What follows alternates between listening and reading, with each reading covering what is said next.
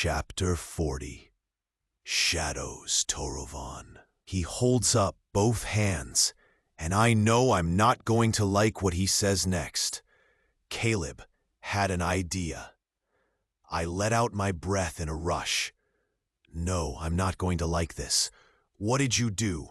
What trouble are you in? What did he do? He examined your... He stops, looks around again. He whirls and strides to the windows, checking the curtains, going to check under the tablecloths like he did last night. He makes an even more thorough search of it this time. Valterre, I warn. I have a busy day, but he holds up a quelling finger, not saying anything more until he comes back. And still, he gets close and whispers.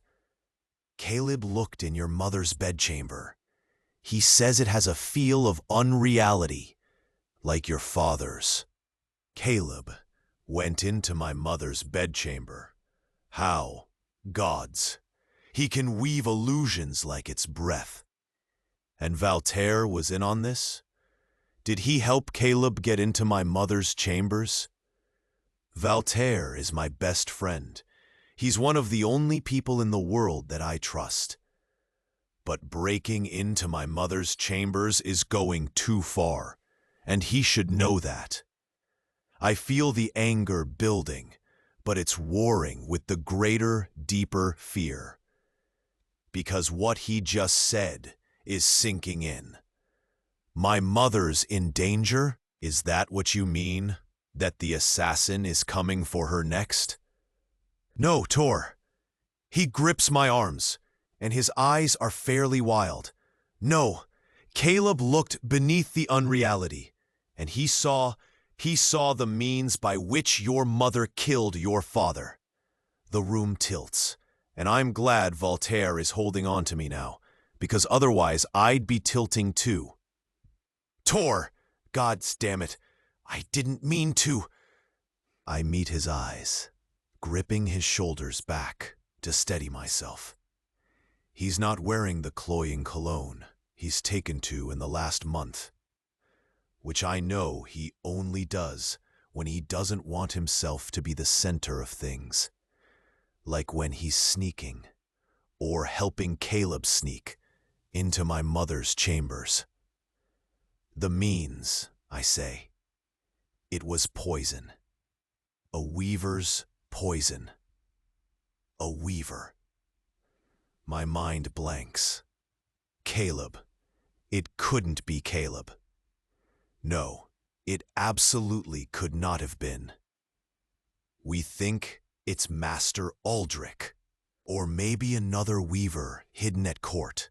But all of this was done by a really skilled weaver, Caleb says. We also checked your father's bedchamber again. You are taking immense liberties with... I know, Tor. His hands tighten on my shoulders, fingers digging in before he loosens his grip again.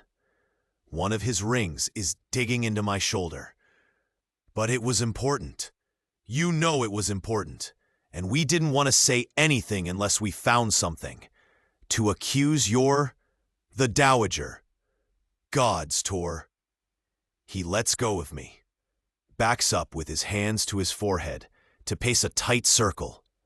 His nostrils are flaring, and he still hasn't straightened his shirt or his slightly askew blue brocade coat.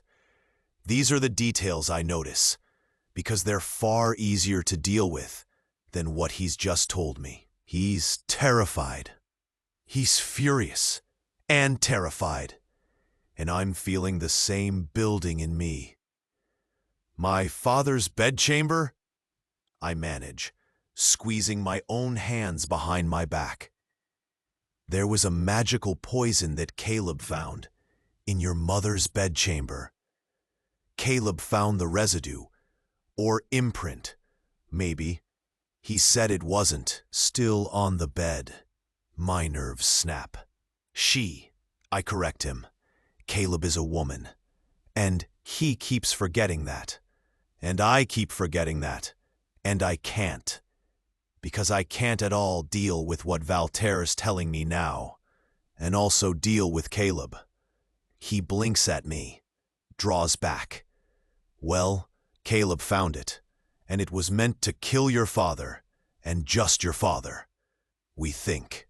The vials are still above your mother's hearth, hidden beneath the unreality weaving, which Caleb put back in place, but the weaving in your father's bedchamber is gone. Caleb unraveled it, and I felt it, Tor. I felt the malice in that room, and I'm not even a weaver. Oh gods, it wasn't peaceful, Tor. His eyes are shining, and I know he loved my father too. He would spend afternoons with Elsira and I too, while his father was busy being the Minister of Finance. But mine, the king, would have all of us in his study. We played or studied quietly, and then listened when he told us about the kingdom. I swallow and my ears are ringing. The hairs on my arms raise. The hairs on the back of my neck prickle. And so many things I've been trying to pull together for months now are crashing in on me. And gods of all the seasons, I just set into motion again the very thing that killed my father. His wanting to redistribute the power in the kingdom. I can't stop that council meeting now, and I don't want to. But my mother, gods, why would she wish my father dead? My chest is burning with the thought. How could she even think of it? She's my mother, and he was my father. But it's not hard for me, even now, to see why she wouldn't want my father to carry through with his plans. For him to let power ebb from the noble families, and from the crown, slowly in measurable strides, back to the people. The plan wouldn't eliminate the nobility, but it would temper them, and temper the crown. It was a better way. I'd read his notes. I'd spent hours poring through his thoughts on why this was necessary, why it would strengthen the kingdom. I'd spent hours as a child listening to his reasons why he fought the way he fought, which had all led to this. But my mother's family is wealthy and powerful, both nobility and merchants, and was wanting to keep hold of her power, her family's power, enough to kill her husband? But she'd never loved him. She'd been betrothed to him from a politically rivaling family, a marriage like the one I'm about to enter now, though from a noble family in our own kingdom. Could my mother truly kill for power? Kill my father?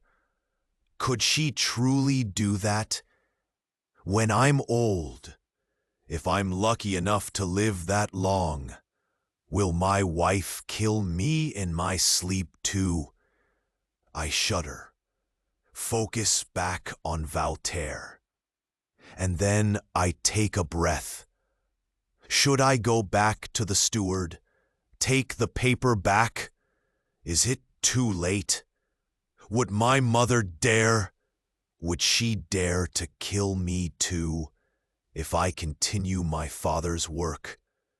If I rebalance the power in the kingdom too? She does love me. I know that. Or do I? Does she think somehow that what she did was for me? But how could she do this? It's a mistake. It has to be a mistake. What Caleb saw means something else. I trust Caleb with my life. Beyond everything else, I do trust him. Or her. Maybe not in everything, but in this. Caleb wouldn't lie to me in this. I know that.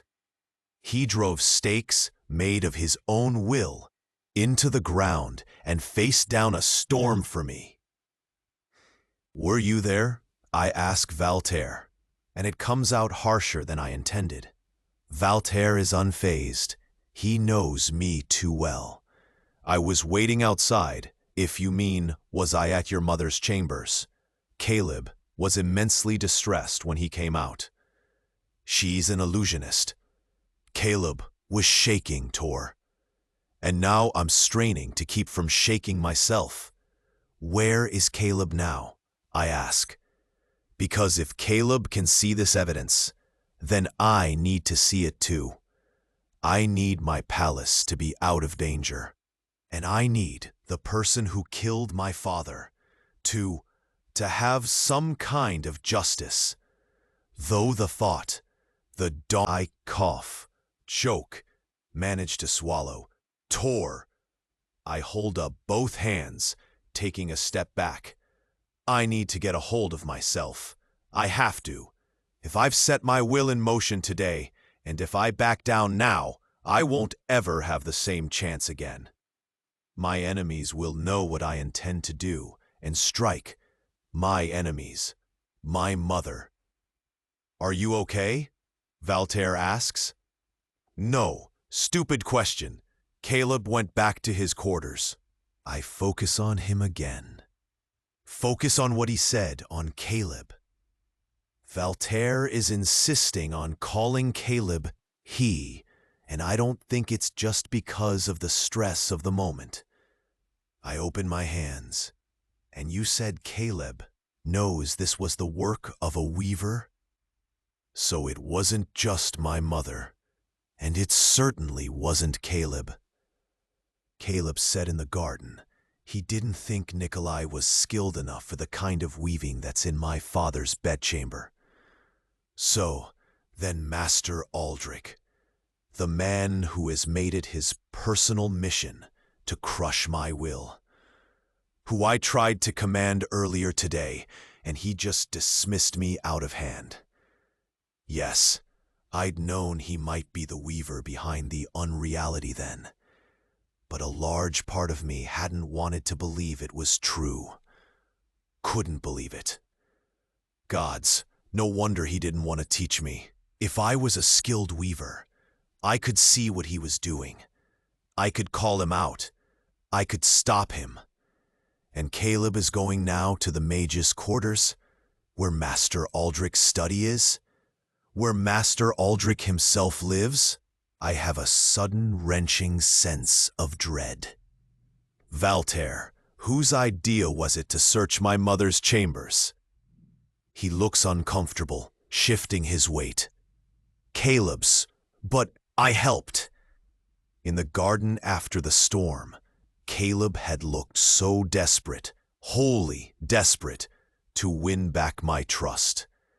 He'd said, "I'm yours to command." And gods, that had been the twist of the knife. I'd been so angry then. I'd been so focused on what I saw as a betrayal. And it still is a betrayal. But what Caleb and Valtaire have done is reckless in the extreme. And if Caleb was that desperate that he'd sneak into the bedchamber of a former queen, would he also be reckless enough to try to gather evidence against Master Aldrich? Am I jumping at shadows? Do I dare take that chance? If Caleb has somehow disturbed any of Master Aldrich's weavings, if there's any way Aldrich would know Caleb found him out, even if Caleb did just go to his own quarters, as Valtaire said, I grip Valtaire's shoulder to steady myself. You did this just now? Found this out today? But it makes sense. My mother's always at the cathedral on rest day. He nods, but I'm already moving past him to the door, and I'm breaking into a run.